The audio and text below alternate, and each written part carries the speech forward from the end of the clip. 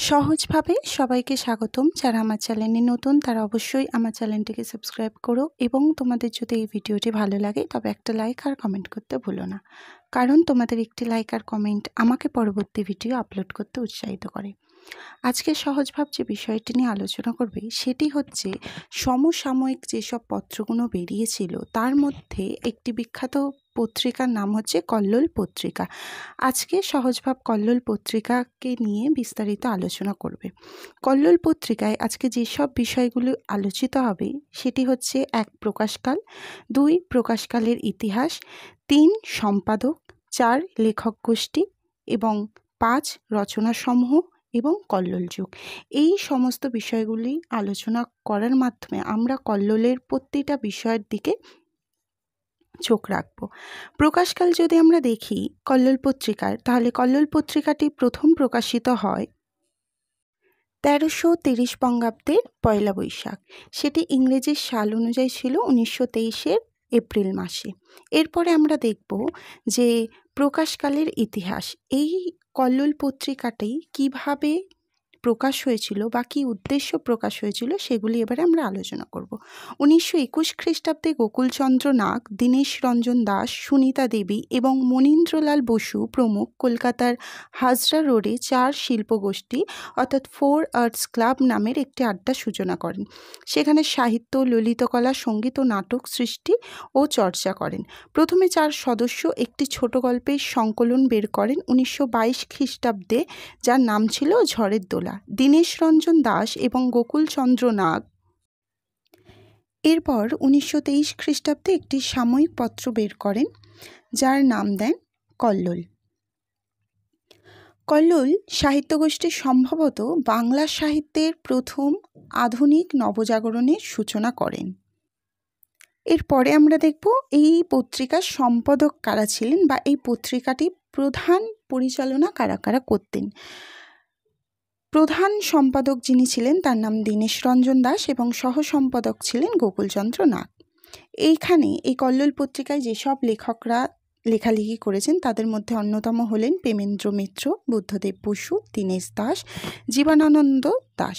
এছাড়াও শৈলজানন্দ মুখোপাধ্যায় এবং জগদীশচন্দ্র গুপ্তের নামও এখানে উল্লেখযোগ্য। এর পরবর্তী আমরা অনেক লেখকের নাম জানব যারা এই কল্লোল পত্রিকায় বিভিন্নভাবে লেখালেখি করেছেন। তাদের নামগুলো আমরা পরবর্তী স্লটে জানব। এরপরে আমরা দেখে নেব যে এই কল্লোলে কারা কারা অর্থাৎ কী কী প্রকাশিত হয়েছিল, কোন কোন রচনা। নরেন্দ্রদেবের জাদুঘর এবং গোকুল নাগের পথিক উপন্যাসটি এবং একালের বিভিন্ন কবি ও লেখকদেরও নানা রচনা পত্রিকাটিতে স্থান পেয়েছে। কবিতাদের যেসব কবিতাগুলি লেখা হয়েছে তাদের মধ্যে হচ্ছে জীবনানন্দ দাশের নীলিমা, সিন্ধু, ভরা ফসলের গান। এছাড়াও আরও রবীন্দ্রনাথের ১২টি কবিতা এখানে লেখা হয়েছে। গল্প হচ্ছে বুদ্ধদেব বসুর গল্প, প্রেমেন্দ্র মিত্রের গল্প, কাজী নজরুল ইসলামের গল্প এবং অন্যান্য রচনার মধ্যে লেখা হয়েছে অচিন্ত্য কুমার সেনগুপ্ত কল্লোল যুগ সম্পর্কিত রচনা, দীনেশ রঞ্জন দাস, গোকুলচন্দ্র নাগ এবং অন্যান্য কল্লোল গোষ্ঠীর লেখকদের লেখা। এই যে পত্রিকাটি লেখা হয়েছে এই পত্রিকাটির একটা সময়কাল যেহেতু ধরে লেখা হয়েছে তাই এই সময়কালটাকে কল্লোল যুগ নামে আমরা চিনি। তো কল্লোল যুগ কাকে বলে?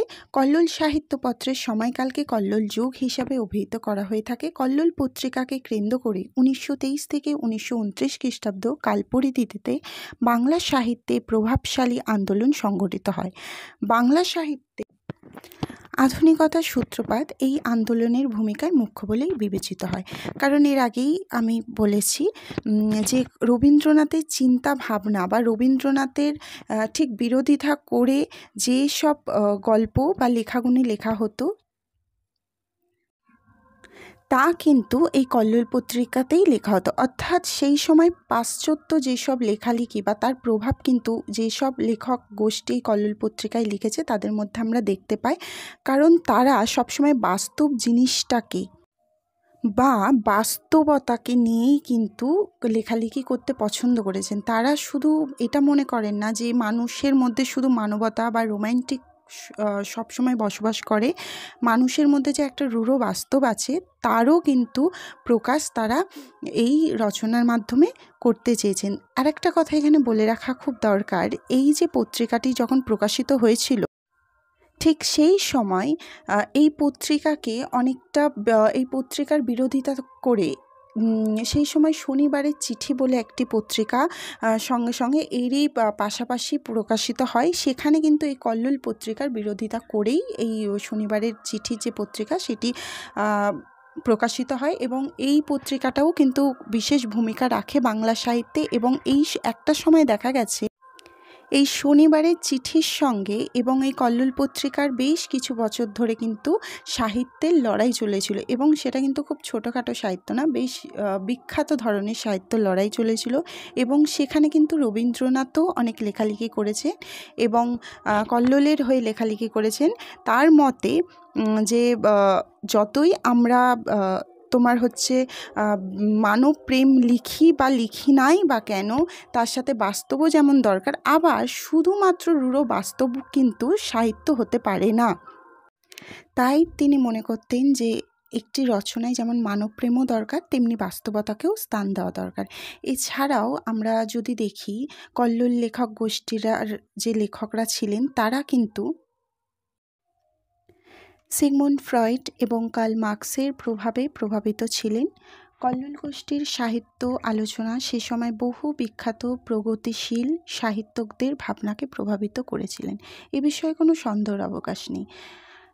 অনেক সময় তারাশঙ্কর বন্দ্যোপাধ্যায়ও এই গোষ্ঠীর আলোচনায় মাঝে মাঝে যোগ দিতেন, এবং সেটি খুবই কম সময়ের জন্য অবকাশ পেলেন তিনি এই সভায় যোগ দিতেন। এবং কল্লোল পত্রিকার যে সময় লেখালেখি করছিলেন সেই সময় কাজী নজরুলের বয়স ছিল 25 বছর এবং প্রেমেন্দ্র মিত্রের বয়স ছিল 20-র নিচে, আর বুদ্ধদেবের বসুর বয়স ছিল 15।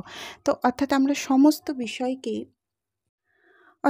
এখানে আমরা সমস্ত বিষয়ের দিকেই দৃষ্টি রেখে আলোচনা করেছি। কোনো বিষয় যদি বাদ থেকে থাকে তাহলে তোমরা কমেন্ট করে জানিয়ে দিও, এবং তোমাদের যদি বুঝতে অসুবিধা হয় তবে কমেন্ট করো, উত্তর দেওয়ার চেষ্টা করব। আশা করি যা যা তথ্য দিলাম এর বাইরে আর কিছু পড়তে হবে না এই বিষয়ে। অর্থাৎ এখানে সমস্ত বিষয় বা সমস্ত ছোটোখাটো বিষয়ের দিকে দৃষ্টিপাত দিয়েই আলোচনা করা হলো। যদি কোনো পয়েন্ট বাদ চলে যায় তাহলে তোমরা অবশ্যই কমেন্ট করে আমাকে জানিয়ে দিও, এবং ভিডিওটি ভালো লাগলে একটা লাইক আর সাবস্ক্রাইব করতে ভুলো না। দেখা হচ্ছে পরের ভিডিও।